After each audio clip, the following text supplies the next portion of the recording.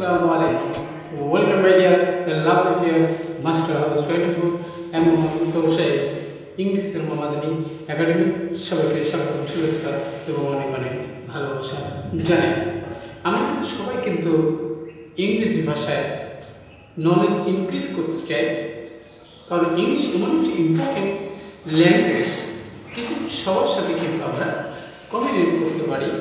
ব্যবসা বাণিজ্য যে কোনো ক্ষেত্রেই হোক, আমাদের হায়ার এডুকেশন যে কোনো জব অ্যাপ্লিকেশনের জন্য কিন্তু ভেরি ভেরি ইম্পর্টেন্ট এই ইংলিশ নলেজ। আর ইংরেজি এই বিষয়টি জানতে হলে অবশ্যই আমাদেরকে কিছু ইম্পর্টেন্ট বিষয় সম্পর্কে জানতে হবে। তাহলে সেই ইম্পর্টেন্ট বিষয় টপিক বিষয়টি কী, সেটি হচ্ছে বন্ধুরা ইংলিশ ফ্রেজাল ভার্ব, যেটি জানার মাধ্যমে আমাদের নলেজকে আমরা ইনক্রিজ করতে পারি। অর্থাৎ ইংরেজি ভাষায় আমাদের দক্ষ, আমাদের যোগ্যতা আমরা কীভাবে আমরা অর্জন করতে পারি, আজকে ভিডিও থেকে সে বিষয়টি আমরা জানতে চলেছি। তাহলে সেই বিষয়টি হচ্ছে 8 most common English phrasal verb how to learn for increasing knowledge, শিখে নাও সহজে। তোমরা আমার চ্যানেলে নতুন রয়েছে, অবশ্যই চ্যানেলটি সাবস্ক্রাইব করে রাখবে। তোমাদের নিত্য নতুন ভিডিও নোটিফিকেশন নিয়মিতভাবে পেতে চাইবে, আর যারা সাবস্ক্রাইব করছো thank you so much. So now we are going to understand today's question 8 most English phrasal verb how to learn, how to increase our knowledge by practicing making sentence for everyday life. So let's start. Hello again, lovely viewers. Now we have the 8 most common English phrasal verbs how to learn for talking or speaking. শিখে নাও easily. আমাদের episode হলো 262, অর্থাৎ 262তম video. এই বিষয়টি আমাদের সবাই কিন্তু জানা দরকার রয়েছে। তাহলে সেই বিষয়টি কি, সেক্ষেত্রে বলতে যে আমাদের সিট ভার্সেস স্ট্যান্ড। আমরা ব্যবহার করি সিট মানে বসা, স্ট্যান্ড মানে আমরা জানি দাঁড়ানো। তাহলে এখানে সিট এবং স্ট্যান্ডের মাধ্যমে আমরা 8টি মোস্ট সেন্টেন্স সম্পর্কে আজকে বিষয় জানতে পারবো।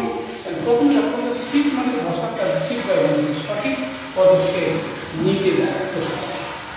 তাহলে সেক্ষেত্রে কি হবে, I can not sit by for the problem, অর্থাৎ সমস্যাটি সমাধান করতে আমি ব্যর্থ, তার মানে সমাধান করতে পারলাম না।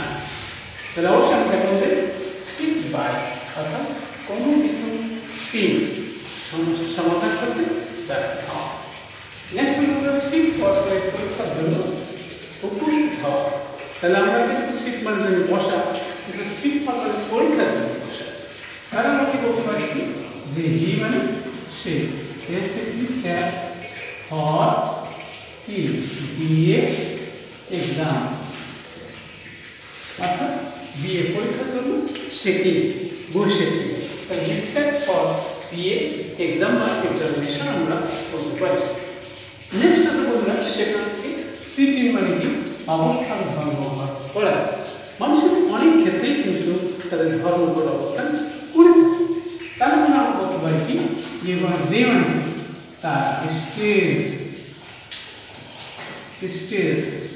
তারা কি অবস্থান করেছিল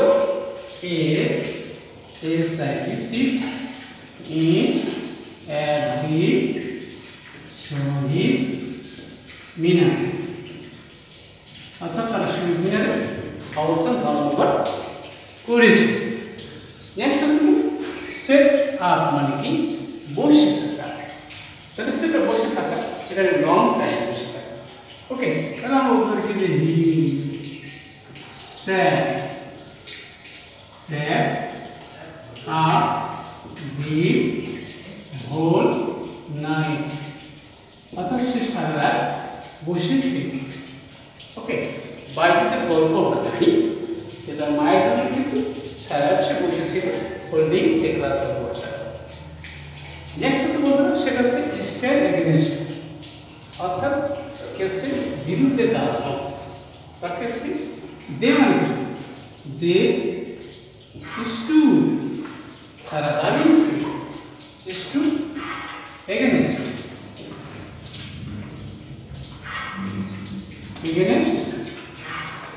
the injustice